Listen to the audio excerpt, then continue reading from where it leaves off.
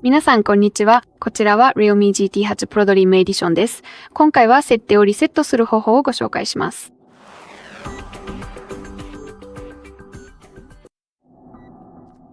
まずは設定を開きましょう。ここでスクロールしてシステムとアップデートを探します。次にバックアップとリセットをタップし、続いて携帯電話をリセットをタップします。ご覧の通り探していたすべての設定をリセットというオプションがあります。それではこれをタップしましょう。ここで画面ロックで確認し、リセットをタップします。